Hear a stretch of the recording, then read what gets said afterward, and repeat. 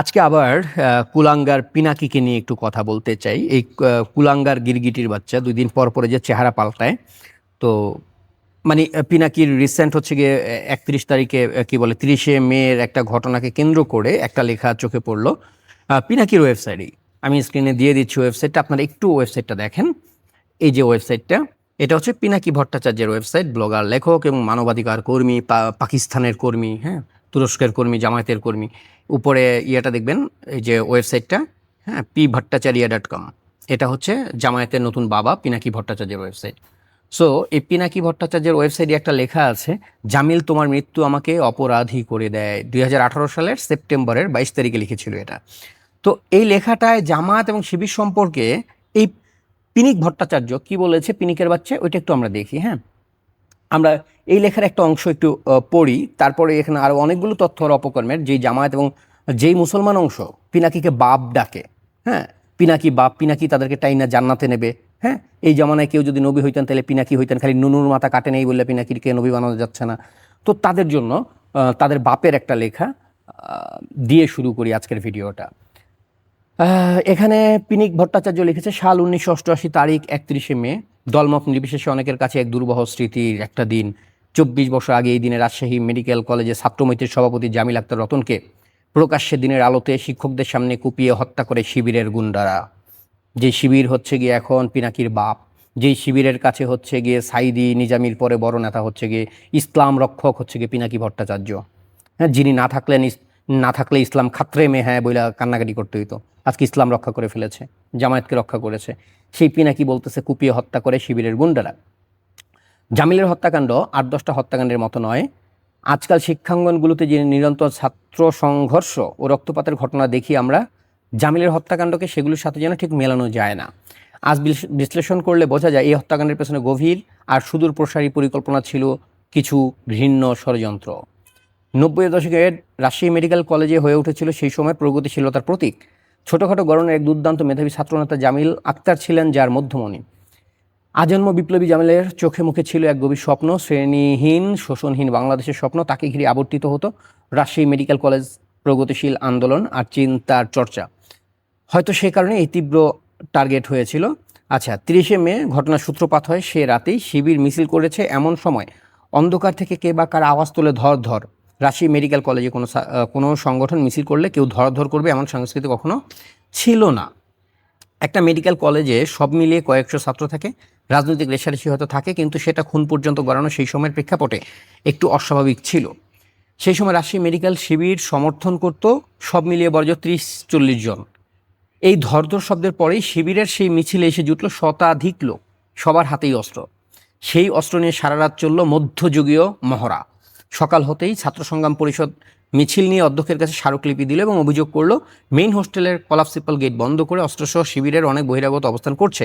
ততক্ষণে academic council এই উত্তেজনাকর পরিস্থিতিতে করণীয় কি তার সিদ্ধান্ত নেওয়ার জন্য মিটিংয়ে বসে গেছে। ছাত্রদের অভিযোগ শুনে একাডেমিক কাউন্সিল সরেজমিনে গিয়ে অভিযোগের সত্যতা যাচাই করার সিদ্ধান্ত নেয়।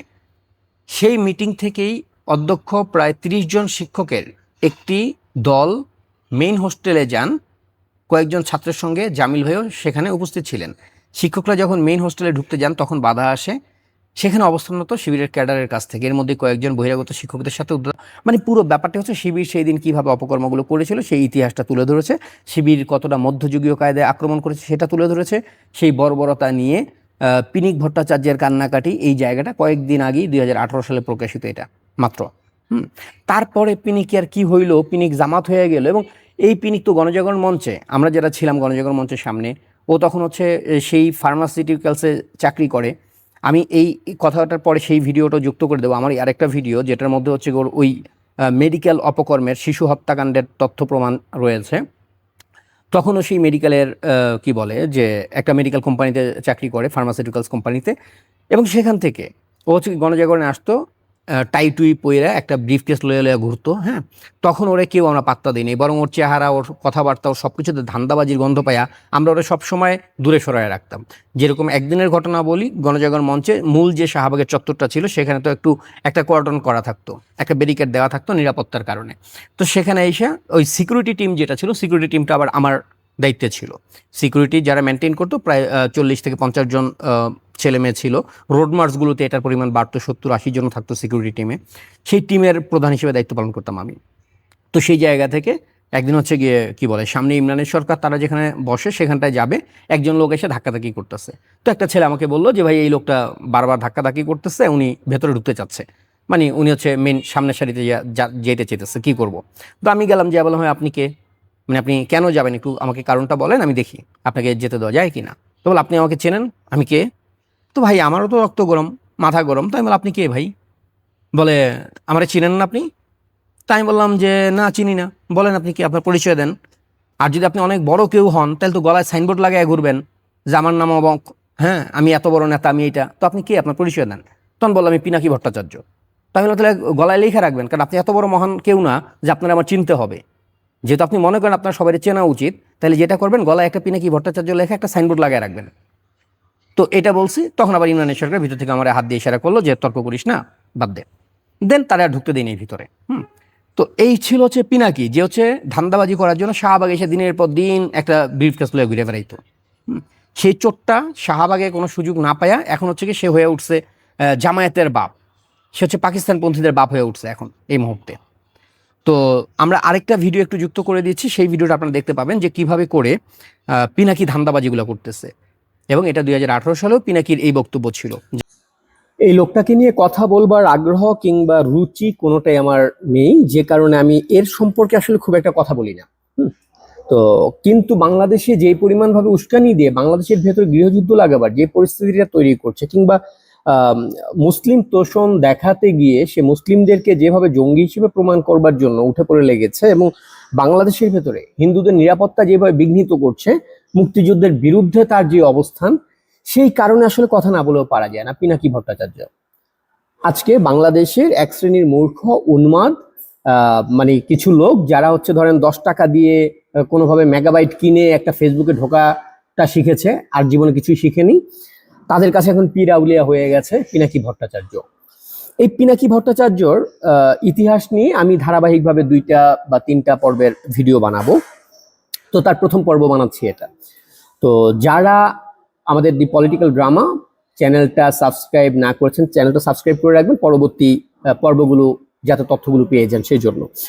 পিনাকি ভট্টাচার্য, আপনি কি জানেন যে পিনাকি ভট্টাচার্যর কাঁধে 179 জন মানুষকে খুন করবার দায় আছে? এই পিনাকি ভট্টাচার্যের কারণে বাংলাদেশের চিকিৎসা খাতে হাজার হাজার মানুষের অসুস্থ হবার দায় আছে, যে আজকে আপনাদেরকে খুব মানবতার সবক দিচ্ছে, যে মুক্তিযুদ্ধের বিরুদ্ধে আপনাদেরকে উস্কে দিচ্ছে, যে বাংলাদেশের বিরুদ্ধে আপনাদেরকে উস্কে দিচ্ছে। এই পিনাকি ভট্টাচার্য 2008 সালে বাংলাদেশে, আপনারা যারা সিনিয়র রয়েছেন তারা অনেকেই জানেন যে কালা জ্বরের প্রভাব দেখা দিল। তখন হচ্ছে গিয়ে 111 সরকার, মানে ফখরুলের সরকার তখন ক্ষমতায়। কালা জ্বরে আক্রান্ত রোগীর সংখ্যা প্রচন্ডভাবে বেড়ে গেল বাংলাদেশে। সেই সময় আন্তর্জাতিক যে স্বাস্থ্য সংস্থা হু এবং বাংলাদেশ স্বাস্থ্য মন্ত্রণালয়ের মাধ্যমে একটা উদ্যোগ নেওয়া হলো যে কালা জ্বরের মানে যে মেডিসিন, এটা উৎপাদন বাংলাদেশে করা হবে। এবং সেই ক্ষেত্রে হু ঘোষণা দিল যে যত ধরনের আর্থিক সাহায্য লাগবে সেটা আন্তর্জাতিক স্বাস্থ্য সংস্থা করবে বাংলাদেশে। সেই ক্ষেত্রে বাংলাদেশ থেকে একটা ফার্মাসিউটিক্যালসকে ওখানে দায়িত্ব নিতে হবে, যাদের 2 বছরের কালাজ্বরের মেডিসিন উৎপাদন করবার অভিজ্ঞতা রয়েছে। এরকম একটা মানে প্রতিষ্ঠানকে দায়িত্ব দেওয়ার কথা বলা হলো। তো সেই সময়ে এই জায়গাটায় দায়িত্ব পায় পপুলার ফার্মাসিউটিক্যালস। যেটা পপুলার ফার্মাসিউটিক্যালস দায়িত্ব কিভাবে পায় সেটা নিয়ে সেই সময় বিতর্ক তৈরি হয়, কারণ মানে পপুলারের 2 বছরের কোনো রকম ছিল না, মানে অভিজ্ঞতা ছিল না কালাজ্বরের ঔষধ তৈরি করার। তারপরেও লবিং করে ওখানকার লোকজনকে টাকা খাইয়ে স্বাস্থ্য অধিদপ্তরের, তারা সেই টেন্ডার ভাগিয়ে নেয় এবং পপুলার কাজটা নেয়। তো পপুলার কাজটা নেওয়ার পরে যখন সমালোচনা তৈরি হয়, তখন যেটা করা হয়, স্বাস্থ্য মন্ত্রণালয়ের যেহেতু ঊর্ধ্বতন কর্মকর্তারা টাকা খেয়েছে পপুলারের একজনের কাছ থেকে যিনি দায়িত্বপ্রাপ্ত ছিল এই ব্যাপারে, তো এরপরে তারা আবার নতুন করে একটা জারি করে যে নতুন করে আবার টেন্ডার আহ্বান করা হবে। সেই টেন্ডারেও পপুলারকেই কাজ পাইয়ে দেওয়া হয়, কিন্তু সেই টেন্ডারে ওই যে শর্ত ছিল যে 2 বছরের অভিজ্ঞতা থাকা লাগবে, সেই শর্তটাকে উঠিয়ে দেয় স্বাস্থ্য মন্ত্রণালয়। এর কারণে পপুলার তখন খুব দ্রুত এটা অনুমোদনটা পেয়ে যায়। তো অনুমোদন পাওয়ার পরে 2 বছর যে মিল্টেফসিন গ্রুপের যে মেডিসিনটা বানাবার কথা ছিল কালাজ্বরের প্রতিরোধক হিসেবে, তো 2 বছরের বেশি সময়ের অভিজ্ঞতা না থাকার পরেও তারা এই দায়িত্বটা নেয়। এবং নেওয়ার পরে যেটা দেখা যায়, তারা কালাজ্বরের মেডিসিন বানাতে শুরু করে এবং বাংলাদেশের সব জায়গায় ডাক্তারদের মাধ্যমে এই মেডিসিন গ্রামগঞ্জে প্রত্যন্ত এলাকায় সাপ্লাই দিতে শুরু করে দেয়। তো যেহেতু মানুষ তখন কালাজ্বরে আক্রান্ত, প্রত্যেকের জীবন হুমকির মুখে, এমন একটা সময় মানুষ করে কি ওষুধ কিনে, মানে খুব পাগলের মতো মানুষ এই ওষুধটা, মানে একমাত্র ঔষধ এটা রয়েছে, সেটা খেতে শুরু করে। কিন্তু একটা সময় গিয়ে রোগীদের কাছ থেকে অভিযোগ আসতে শুরু করে যে এই ওষুধ কোনো কাজ করতেছে না, কারো কালাজ্বর ভালো হচ্ছে না, কিছুই হচ্ছে না। তখন ডাক্তাররা এটা নিয়ে স্বাস্থ্য মন্ত্রণালয়ে একে একে অভিযোগ জানাতে শুরু করে যে মেডিসিনটা দেওয়া হচ্ছে পপুলারের পক্ষ থেকে, এই মেডিসিনের কোনো কাজ হচ্ছে না, রোগীরা কেউ সুস্থ হচ্ছে না। তখন এটা নিয়ে তদন্ত করা হয় এবং আন্তর্জাতিক স্বাস্থ্য সংস্থা হু এটার সঙ্গে জড়িত, তারা নিজেরা তদন্ত করে। সেই পরীক্ষাগারে, যেটা জার্মানিতে, এই মেডিসিন নিয়ে গিয়ে পরীক্ষা করা হয় এবং সেই মেডিসিনে মিল্টেফসিন যে মেডিসিনটা থাকার কথা ছিল, 1% সেই মেডিসিনটা ছিল না এই ওষুধগুলোর মধ্যে। এই মেডিসিনগুলো ছিল শুধুমাত্র আটার ময়দা দিয়ে বানানো, আটা ময়দা দিয়ে বানানো এই ওষুধগুলো পপুলার কালাজ্বরের ওষুধ বলে পুরোটা সাপ্লাই করেছে। তো যখন এই ব্যাপারটা সামনে এলো, এই কেলেঙ্কারিটা, এবং ইতিমধ্যে পপুলার 5 কোটি টাকা এটার মাধ্যমে হাতিয়ে নিয়েছে। এখন প্রসঙ্গ হচ্ছে কেন পিনাকি ভট্টাচার্য এখানে, কারণ তখন পিনাকি ভট্টাচার্য ছিল এটার চিফ অপারেটিং অফিসার, যিনি ছিল হচ্ছে এটার বিপণন থেকে শুরু করে উৎপাদন, এই দুইটা সেক্টর পিনাকি ভট্টাচার্য দেখতো। সেই সময় পিনাকি ভট্টাচার্য স্পষ্টভাবে মানে পপুলার স্পষ্টভাবে উল্লেখ করে যে এটার দায়িত্ব ছিল পিনাকি ভট্টাচার্যের, এবং পিনাকি ভট্টাচার্য উৎপাদন প্রক্রিয়াটা পুরোটা দেখতো, বিপণনটা দেখতো। সেই ক্ষেত্রে আমরা আসলে জানতাম না যে ভেতরে কি হয়েছে, কারণ আমরা জানতাম যে সঠিক ঔষধটাই দেয়া হচ্ছে। তো এই ঘটনার পরে পিনাকি ভট্টাচার্যের নামে অভিযোগ ওঠে। কিন্তু আপনারা জানেন যে সেই সময় বাংলাদেশে যে তত্ত্বাবধায়ক সরকারের অধীনে নির্বাচনের একটা ডামাডোল চলছিল, চারদিকে রাজনৈতিক অস্থিরতা চলছিল। 2008-এর ঘটনা এটা, 2008-এর শেষ দিকে নির্বাচন হলো ডিসেম্বরে। তো সেই সময় ওই উত্তেজনার কারণে এই মামলাটা ধামাচাপা খায়। সেই সময় পিনাকি ভট্টাচার্য 5 কোটি টাকা লুটপাট করে সেখান থেকে বেরিয়ে যাওয়ার সুযোগ পায়। তো এবং সেই জায়গাটায় আপনারা এখন পর্যন্ত গুগল করলে, সেই সময় অনলাইন পত্রিকাগুলো এত অ্যাভেলেবল ছিল না, যে কোনো নিউজগুলো পাওয়া একটু ডিফিকাল্ট, কিন্তু পত্রিকাগুলোর আর্কাইভে যদি আপনারা ঢোকেন, আর্কাইভে এই সংশ্লিষ্ট নিউজ আপনারা পেয়ে যাবেন। 289 জন মানুষ মারা গিয়েছিল এই ওষুধ খেয়ে কোনো কাজ না হওয়ার কারণে। তো সেই সময় পিনাকিকে ইয়ে থেকে বের করে দেওয়া হয়, পপুলার থেকে। তো পপুলার থেকে যখন ওকে বের করে দেওয়া হয়, তখন ওর পুরো ক্ষোভটা দাঁড়ায় হচ্ছে গিয়ে পপুলারের উপরে। কিন্তু ও যেহেতু মেডিকেলের মানুষ, ও যেহেতু ডাক্তারি পেশার মানুষ, ও জানতো এই ধরনের ধান্দাবাজিগুলো কিভাবে করতে হয়। এরপরে 2008-এর শেষ দিকে ওকে যখন পপুলার থেকে বের করে দেওয়া হয় এই অপরাধে, তখন তদন্ত চলমান ছিল, কিন্তু নির্বাচনের পরে নতুন সরকার আসা, সেই জটিলতার মধ্যে গিয়ে এই মামলাটা ধামাচাপা খেয়ে যায়, পপুলার দুর্নীতির মামলা, যেটার অন্যতম আসামি ছিল পিনাকি ভট্টাচার্য। সেখানে তার নামে হত্যা মামলা ছিল, যে এতগুলো রোগী মারা গিয়েছে তার ওষুধ খেয়ে। এরপরে সে যখন দেখলো যে নির্বাচনী ধামাধুলে চাপা পড়ে গিয়েছে তার কর্মকাণ্ড, তারপরে বা ওই মামলাটা চলছে না, তখন সে করলো কি, আওয়ামী লীগের লোকজনের সঙ্গে জোট বাঁধতে শুরু করলো। আওয়ামী লীগ ক্ষমতায় এলো এবং তখন সে বিশাল আওয়ামী লীগের হিসেবে, আপনারা দেখেছেন গণজাগরণ মঞ্চে গিয়ে বক্তব্য দেওয়া থেকে, সে মুক্তিযুদ্ধের পক্ষে বড় বড় বয়ান দেওয়া থেকে শুরু করে, টেলিভিশন টক শোতে গিয়ে মুক্তিযুদ্ধ জামাতের বিরুদ্ধে বিশাল মানে অবস্থান নেওয়া, সে পুরো আওয়ামী লীগার টাইপের একজন মানুষ হিসেবে নিজেকে এস্টাবলিশ করলো। 2013 আপনারা দেখেছেন শাহবাগের মুভমেন্টে। তো এই চরিত্রটাও 2008-এর পর থেকেই ধরে, যখন আওয়ামী লীগ ক্ষমতায় আসে। তো সেই সময় সে হচ্ছে আরেকটা কোম্পানি খোলে পিনাকি নিজে, সেটার নাম হচ্ছে D16 নামে একটা কোম্পানি খোলে, যে কোম্পানিটার মূল টার্গেট ছিল হচ্ছে 16টা মেডিসিন তৈরি করবে। যেই 16টা মেডিসিন হচ্ছে গিয়ে আপনার ওর যে করাপশন, ও আগে যেভাবে কাজ করেছিল আটা ময়দার গুঁড়া দিয়ে, তো এরকম 16টা মেডিসিন নিয়ে ও একটা পূর্ণাঙ্গ মেডিসিন কোম্পানি খোলার পরিকল্পনা করে এবং সেটা শুরুও করে।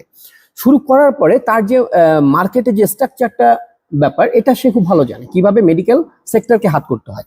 সে যেটা করলো, সে হচ্ছে গিয়ে করাপ্টেড যে ডাক্তাররা, দুর্নীতিগ্রস্ত যে ডাক্তাররা, সেই ডাক্তারদেরকে সে ইয়ে করতে শুরু করলো। তার কোম্পানির ঔষধ যাতে প্রেসক্রিপশনে লেখে, সেটা সে সবাইকে পার্সেন্টেজ দেওয়া শুরু করলো। তো এখানে তদন্তে পরবর্তীতে গিয়ে তদন্ত হয় আওয়ামী লীগ আমলে, যে তদন্তের উপর আসলে আওয়ামী লীগের উপরে পিনাকি যাবতীয় ক্ষোভ যেই কারণে, তার D16-এর 16টা মেডিসিনকে সেই সময় ধরা হয় এবং এগুলোকে তখন কি বলে পরীক্ষা নিরীক্ষা করা হয়। পরীক্ষা নিরীক্ষা করে দেখা যায় যে 16টা মেডিসিনই আসলে ভুয়া, এবং এটা হচ্ছে চীন থেকে সস্তা কিছু কোম্পানির কিছু মেডিসিন নিয়ে আসতো চায়না থেকে, এনে এগুলোকে 30 মানে এগুলোর অ্যাভারেজ দামটা কিরকম ছিল আপনাকে একটা ধারণা দেই। যে এই ওষুধগুলো 30টা ট্যাবলেটের ক্যাপসুল কেনা পড়তো 50 থেকে 100 টাকায় চায়না থেকে, এবং সেগুলোকে সে বিক্রি করতো 1000 থেকে 2000, কোনোটা 2 থেকে 3000 টাকা পর্যন্ত এক একটা ওষুধের দাম থাকতো। এগুলো সাপ্লিমেন্ট ওষুধ, এবং যেগুলো হচ্ছে গিয়ে এবং 4000 টাকার একটা ওষুধও পাওয়া গিয়েছিল সেখানে, যেটার মানে ক্রয় মূল্য ছিল 100 টাকা, অথচ বিক্রয় মূল্য ছিল 4000 টাকা। যেহেতু এটা চায়না থেকে আমদানিকৃত, অত বাংলাদেশে কেউ এটা বুঝতেও পারতো না যেটা আসলে সত্যিকার দাম কেমন। তো এই ঘটনাগুলো যখনও করে, তো ডাক্তাররাও সবাই জানতো যে এই সাপ্লিমেন্টটা কোনো কাজে দেবে না, কিন্তু তারা কমিশনের কারণে, কারণ যেই টাকা বিক্রি হতো তার একটা পার্সেন্টেজ দেওয়া হতো পিনাকিকে, মানে ডাক্তারকে দেওয়া হতো, বাকিটা পুরোটা পিনাকি নিয়ে নিত। তো এই প্রক্রিয়ায় প্রায় 1000 ডাক্তারের সাথে পিনাকি চুক্তি করে, বাংলাদেশে ছড়ানো ছিটানো বিভিন্ন এমবিবিএস 1000 ডাক্তারের সঙ্গে চুক্তি করে যে আপনারা কন্টিনিউ আমার ওষুধগুলো প্রেসক্রিপশনে লিখবেন আর আপনাদেরকে এত পার্সেন্ট করে কমিশন দেওয়া হবে। তো এখন প্রত্যেকটা এখানে ওর যে চুক্তিটা ছিল সেটা হচ্ছে ডাক্তারের প্রেসক্রিপশন প্রতি 300 টাকা করে ওকে দেবে। একজন ডাক্তার যদি একটা ওষুধ লেখে 300, মানে একজন রোগীকে যে পিনাকির D16 কোম্পানির এই ওষুধটা আপনি খাবেন, তাহলে সেই ডাক্তারকে দেওয়া হতো প্রতি প্রেসক্রিপশনে 300 টাকা, এবং এক একটা মেডিসিন লেখা হতো প্রায় 6 মাস, 5 মাস, 3 মাসের কোর্স লেখা হতো। একজন রোগী অন্তর্পক্ষে 10,000 টাকার ওষুধ খেতে হতো তাকে। 10,000 টাকার ওষুধ হলে ডাক্তার পেত 3,000 টাকা, বাকি ধরেন যে 9,700 টাকা পিনাকির পকেটে যেত, শুধুমাত্র মানুষকে মিথ্যা নকল ওষুধ খাইয়ে। তো এই যে প্রক্রিয়াটা মেডিসিন মার্কেট যেটা, এটা যদি হিসেব করা হয় তাহলে 1000 ডাক্তার দৈনিক যদি 1000 ডাক্তার মিলে যদি 3000 প্রেসক্রিপশনে শুধুমাত্র ওর ওষুধের নামটা লিখতো, তাহলে হয় 90,000 প্রেসক্রিপশন প্রত্যেক মাসে। এবং এই 90,000 প্রেসক্রিপশনে যদি আপনার একজন একটা ডোজ করেও ওষুধ কিনতো ওর ওখান থেকে, তাহলে হয় হচ্ছে কি আপনার প্রায় 72 কোটি টাকা। 72 কোটি টাকা। পিনাকির এটা ছিল সর্বশেষ মানে চেষ্টা, যে প্রত্যেক বছর বা 3 থেকে 5 বছরের মধ্যে সব খরচ বাদ দিয়ে মিনিমাম 15 থেকে 20 লক্ষ মানে কোটি টাকা হাতায় নিয়ে ও তারপরে দেশ ছাড়বে বা যাই হয়, ধরা পড়ার আগ পর্যন্ত এই ব্যবসাটা চালাবে। কিন্তু আওয়ামী লীগ সরকার ক্ষমতায় আসার পরে ওকে এই জায়গাটায় আসলে খেলতে দেয় নাই, ওর এই 2 নম্বরই ব্যবসাটা করতে দেয় নাই। তারপরে যখন আওয়ামী লীগ গভর্নমেন্ট ওর নামে মামলা করবার উদ্যোগ নিল, যে এই D16 কোম্পানির নামে, এই ভেজাল ওষুধের নামে তারা মামলা করবে বা এটা নিয়ে কাজ করবে, ও যখন এই আওয়াজটা বুঝতে পারে, তখন আওয়ামী লীগেরই কিছু দুর্নীতিগ্রস্ত নেতাকে টাকা পয়সা দিয়ে ও ভারতের বর্ডার পার হয়ে বাংলাদেশ থেকে পালায়। আপনাদের পিনাকি ভট্টাচার্য, পিনাকির এই মানুষকে যদি আপনারা মনে করেন এই দেশদ্রোহী, এই খুনি, এই লম্পট, একে যদি আপনারা মনে করেন আপনাদের ইসলাম রক্ষার জন্য আসছে, যদি আপনারা মনে করেন যে বাংলাদেশের জন্য এই পিনাকি আসছে, পিনাকি অনেক ঘাটে গিয়ে কোপ মারছে, মানে কিভাবে ধান্দা করা যায় পারে নাই, লাস্ট আপনাদের মাথায় টুপি পরানোটা মনে হচ্ছে সবচেয়ে সহজ বুদ্ধি।